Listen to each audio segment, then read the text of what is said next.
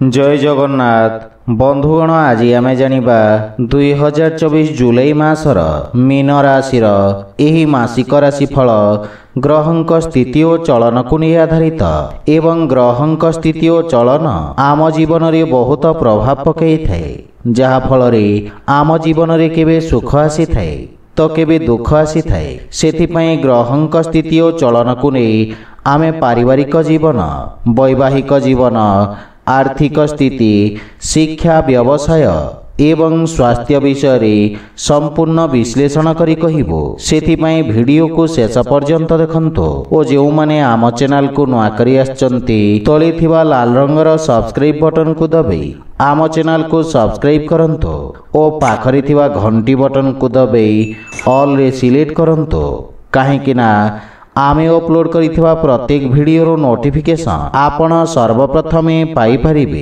बंधुगण मीन राशि व्यक्तिंक पई 2024 जुलाई मासटी मध्यम धरणर फलदायक सिद्ध हेब। क्यारियर तथा कार्यक्षेत्र दृष्टि दशम भावर स्वामी बृहस्पति पूरा मास तृतीय भाव में विराजित रहिबे एवं आपणक सप्तम नवम और एकादश भाव को दृष्टि रखिबे जहा फल कार्यक्षेत्र आपणक प्रदर्शन रे सुधार आसिब सहकर्मी पक्षरु पूर्ण सहयोग प्राप्ति हेब। शुक्र और सूर्य मासर प्रथमार्धरे चतुर्थ भाव दशम भाव को पूर्ण दृष्टि रखिबे जहाँकि चाकरी क्षेत्र जड़ित व्यक्ति अनुकूल रहिब। मासर द्वितीयार्ध समय बेरोजगार व्यक्ति को रोजगार उत्तम अवसर प्राप्ति हेब। 12 जुलाई को मंगल द्वितीय भाव में विराजित रही आपणक दशम भाव को दृष्टि रखिबे जहा फल आपणक साहस और पराक्रम रे वृद्धि घटिब।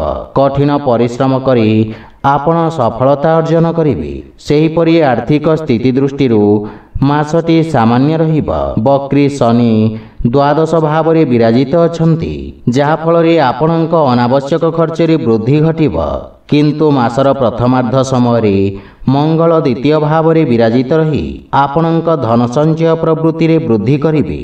विदेश स्रोतरु धन प्राप्तिर संभावना रही। 12 जुलाई को मंगल द्वितीय भाव तृतीय भाव को गोचर करिबे एवं षष्ठ भाव को दृष्टि रखिबे जहा फल खर्च रे नियंत्रण लागि रहिब। सेहीपरि प्रेम और वैवाहिक जीवन दृष्टि बुध पंचम भाव में विराजित रहिबे जहा फल प्रेम संबंध रे प्रगाढ़ता आसिब। परस्पर मध्य उत्तम सामंजस्य स्थापित हेब किंतु विवाहित व्यक्ति मानक पई मासटी संघर्षपूर्ण रहिब काहेकि ना आपणक सप्तम भाव में केतु विराजित अछंती जहा फल परस्पर मध्य भूल बुझावना उत्पन्न हेब सेथिपई विशेष सावधान रुहंतु। सेहीपरि पारिवारिक जीवन दृष्टि मासटी उत्तम अनुकूल रहिब।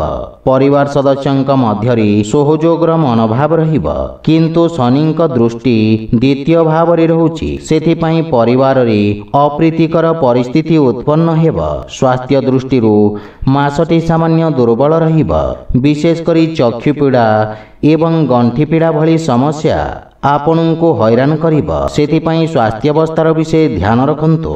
आपणक पई प्रतिकार हला आपण प्रत्यह भगवान विष्णु का पूजार्चना करी तुलसी अर्पण करंतु शुभफल पाइबे। तो बंधुगण यह थिला 2024 जुलाई मासर मीन राशि मासिक राशिफल विषय। जदि भिडियोटी आपण मन को भल लगी थाए लाइक शेयर और कमेंट करी जणांतु एवं आम चैनल को सब्सक्राइब करंतु। जय जगन्नाथ।